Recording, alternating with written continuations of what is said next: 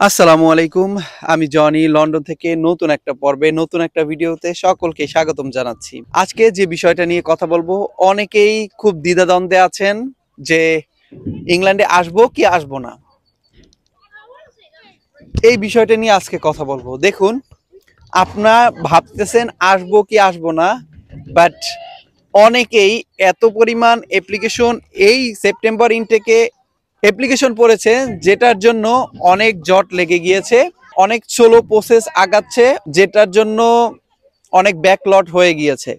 তো আপনি যে জিনিসটা নিয়ে চিন্তা করতেছেন যে আমি আসবো কি আসবো না, যাদের IELTS 6 আছে, নো ব্যান্ড লেস দেন সর্বনিম্ন 5.5 আছে, তারা অবশ্যই অবশ্যই রিসার্চ মাস্টার্স প্রোগ্রামে অ্যাপ্লাই করে ফেলেন। রিসার্চ মাস্টার্স প্রোগ্রামে অ্যাপ্লিকেশন করলে সেটা আপনি আপনার হাজবেন্ড এবং বাচ্চাদেরকে সঙ্গে করে নিয়ে আসতে পারবেন। বেটার একটা বাচ্চাদের ফিউচার দিতে পারবেন। একই সাথে আপনার ডিপেন্ডেন্ট যে থাকবে, সে ফুল টাইম কাজ করার রাইট থাকবে, সে বিজনেস করার রাইট থাকবে, সে যে কোনো কিছুই করার তার লিগ্যালি রাইট থাকবে। আর একই সাথে যে মেইন অ্যাপ্লিকেন্ট থাকবে তার 20 আওয়ার্স কাজের রাইট থাকবে। আর যারা ফিউচারে এদেশে সেটেলমেন্ট অর্জন করতে চাচ্ছেন, যেটার জন্য আপনারা অনেক সন্দিহান, নতুন যে প্রস্তাবনাগুলো এসেছে সেটা কবে বাস্তবায়ন হবে, কি হবে না হবে এটা পরের বিষয়। এটা যদি বাস্তবায়ন হয় সেটা আপনার জন্য হবে, যারা আসবে সকলের জন্যই হবে। সো এইটা নিয়ে ভাবার কোনো বা টেনশন করে লাভ নেই। ইন ফিউচারে যেটা হবে সেটা আপনার জন্য হবে, সকলের জন্য হবে। দেখুন, ইউএসএ তে বর্তমানে ভিসা কত পার্সেন্ট মানুষ পাচ্ছে? 100%-এ 1%ও এখন ভিসা হচ্ছে না ইউএসএ তে। অন্য কান্ট্রিগুলোর কথা চিন্তা করুন, সব দেশেই 1 by 1 immigration day by day hard হয়ে যাচ্ছে।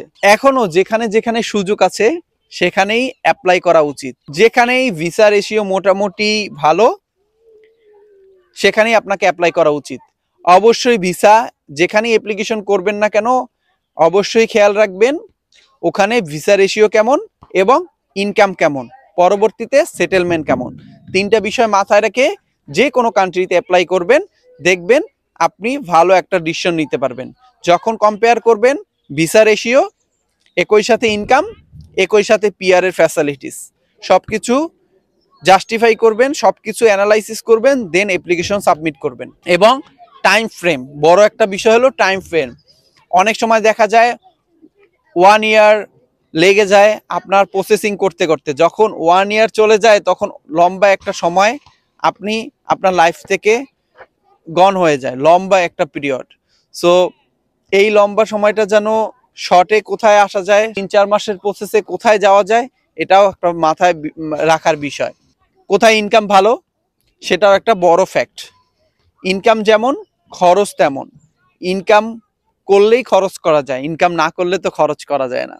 সব কিছু মাথায় রেখে বিশ্লেষণ করে দেন অ্যাপ্লাই সাবমিট করুন, অ্যাপ্লিকেশন করে ফেলুন। অবশ্যই অবশ্যই ভালো কিছু হবে। যত বেশি টেনশন করবেন তত বেশি লেট হয়ে যাবে এবং আপনার লাইফের পথগুলো অনেক কঠিন হয়ে যাবে ডে বাই ডে। তারা সিদ্ধান্তহীনতায় ভুগতেছেন, অবশ্যই সিদ্ধান্ত নিয়ে IELTS এর প্রিপারেশন নিয়ে IELTS-টা দিয়ে ফেলুন এবং অ্যাপ্লাই করে ফেলুন। ইনশাল্লাহ ভালো কিছু হবে। আপনি যদি আমার চ্যানেলটাতে আজকে নতুন হয়ে থাকেন, অবশ্যই সাবস্ক্রাইব করে রাখবেন এবং বেল আইকনে চাপ দিয়ে রাখবেন। আপনার অজানা কোনো কোশ্চেন থাকলে অবশ্যই কমেন্ট বক্সে কমেন্ট করতে পারেন, আমি উত্তর দিব ইনশাআল্লাহ। আল্লাহ হাফেজ। অন্য কোনো পর্বে অন্য কোনো ভিডিওতে দেখা হবে। আসসালামু আলাইকুম।